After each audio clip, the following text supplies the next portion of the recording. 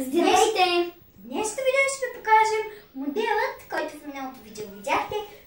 Този като ключодържател съм направила. Ето, аз вече тук съм завързала, но ако не знаете как да завършите, в края ще видите Ева ще хване червеното конче и се върчи в противоположни страни. Ева ще върчи на дясна, към дясната си ръка. Но не, хората могат да разберат. Той себе ще върчи към масата, аз ще върча към секцията отзад.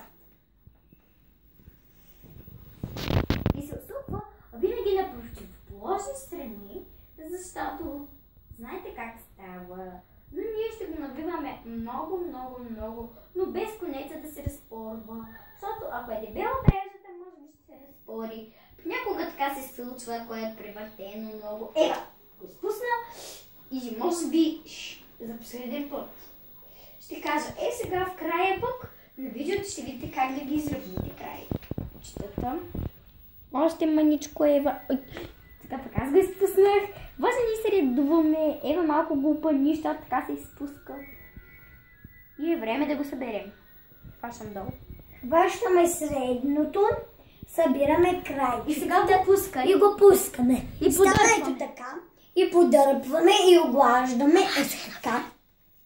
Ето така. Благодаря ти, Ева. Сега ми е предаде на мен да вържа аз възни. Ето така го вързах в първия път. Чакайте. Хващам, ето така мартеницата. Хващам отдолу, премятам, вкарвам искра. Ето го и този хубав модел. Този стана по-добре от предишния, но това е този модел. И сега е време мъничко да го изравним, за да може да се завърже. Ето така. Ще го предполагам, че ако са много дълги, после ще почистя тук. Каквото и да стане, хубавото е, че може да се изравни. Перфектно! Много хубав модел на мартеница и чао! Гледайте и следващото ни видео, другите са... И го! И дайте палци нагоре! Абонирайте се за нас! И пишете коментари, естествено.